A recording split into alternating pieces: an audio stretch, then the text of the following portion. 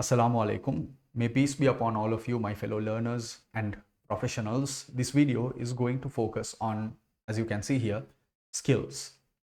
But I wanted to create a cautionary type of video to invite you to focus on skills that you need to grow rather than skills in general. Why is this? Because as a professional, you know that skills are the most utilized in your life, right? In your day-to-day life, in your company, more importantly than knowledge and theory, right? Skills are utilized. That leads us to the conclusion that skills are more important than knowledge and theory that you have. What are the different skills that you can, deem to be important? Now, with my corporate experience, off the top of my head, I was able to put down this list. Take a look at this. Flexibility, responsiveness. Are you able to respond? Are you a quick learner? Can you adapt? Are you good in your observation and analysis skills? How is your problem solving? Are you an effective problem solver? How is your leadership? How is your following capability? Are you a good follower? And how are you with teamwork? What level are you in terms of the professionalism that you display? And especially if you're a manager or someone in a position of power, how exactly do you make decisions? Are the decisions that you make good and, more importantly, right? These are just a few examples of skills, but let's take things a little bit forward. The World Economic Forum releases a future jobs report every year. They keep updating this. Now, the latest version pitches to us all that we can learn from with respect to the top 10 skills for the next 5 years. Now, before I look at each of the individual skills, which I'm not going to do in depth here, right, because you can yourself identify this, I want to take your attention to the left below section, which is color coded based on the type of skill. Pay attention, look at the types of skills that they have. There are 4 types. Problem solving is a major area. So you need to ask yourself, your ability to solve problems, where exactly are you in that? The second one, self-management. I find actually self-management as an area that is quite lacking nowadays, especially with young professionals. When you have a lot of deliverables and have to deal with a lot of clients, a lot of stakeholders, and manage yourself very smartly in a very effective and composed manner, and to be able to deliver everything or deliver a lot, there are concerns, right? A lot of young professionals struggle with this area because if, for example, a very good example with a lot of people and a lot of clients that I have struggled with is finding the work-life balance. That is a key trait of poor self-management, inability to find and balance your work and your personal life. You don't need to live in extremes. Living in extremes is actually very detrimental because you're giving up something very important when you do that. The third area is working with people. More than anything else today, working with people has become so very important. I mean, if we lived in a bubble, then sure, you don't need to work with people. But that is not the case here. You need to communicate, you need to converse, you need to convince, you need to negotiate. Working with people is more important than ever. And finally, because we are in the information age, because we are moving to digital 4.0, technology use and development has become very, very important.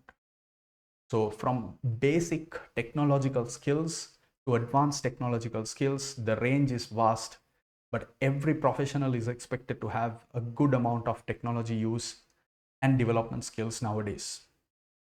I myself, for the past year, have been working so much with technology, with respect to the content space, the blogging space, the digital marketing space, and I have learned so much, and it seems a never-ending tunnel, but I see how important technology skills are to thrive today.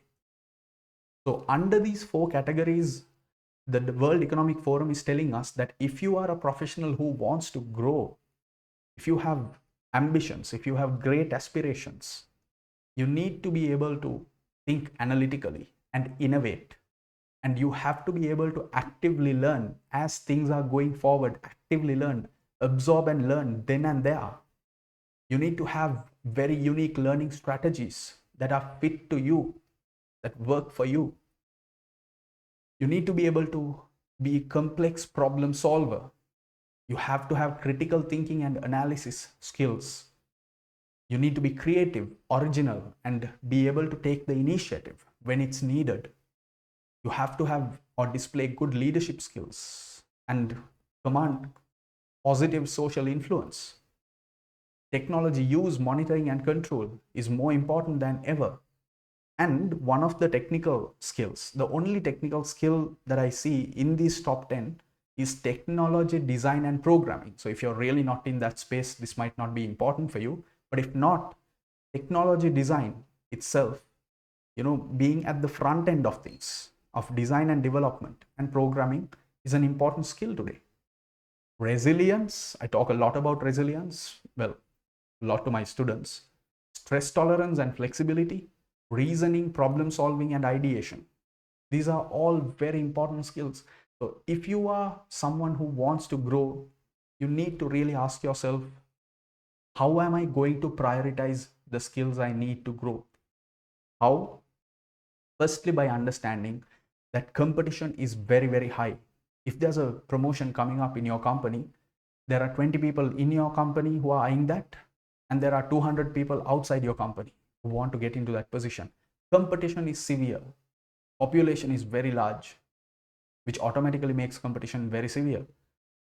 You need to focus on your career path and assess the needs of the future. So you can't really be extremist in this sense. You can't really choose what you want all the time, always, completely. And you can't also go with what the world wants and what the future needs are. You need to find a good blend and balance it out. Combine your aspirations, your needs, your career, your work, your style to what the future holds, what the future needs are. And then you need to do a very thorough, very careful skill gap analysis. This is an area that I help with to a lot of clients that I have. Identify the gaps in your skill set. You don't really have to take a short-term approach to this. It can be medium-term, it can be long-term. Now, I usually go with a long-term approach, personally, myself.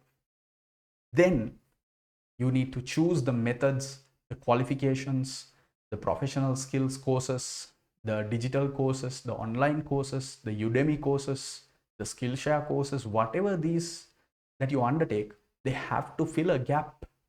Just doing something for the sake of doing is not going to help you. It's actually going to be a waste of time. So when you do a thorough skill gap analysis of yourself, you will be able to choose these methods and qualifications that will help you close the gaps and progress successfully.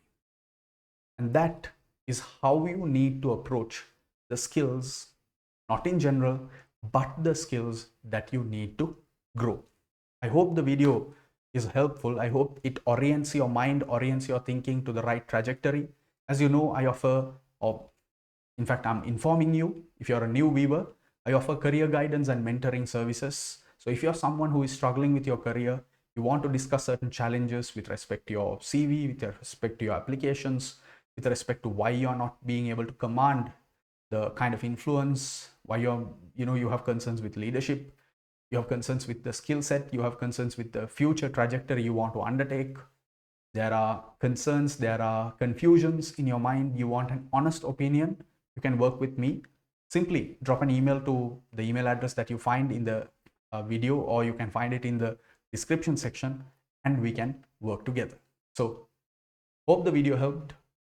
Make sure that you be very careful in deciding what skills you need to adopt into yourself, inculcate into yourself. Thank you for watching. May peace be upon all of you and your loved ones.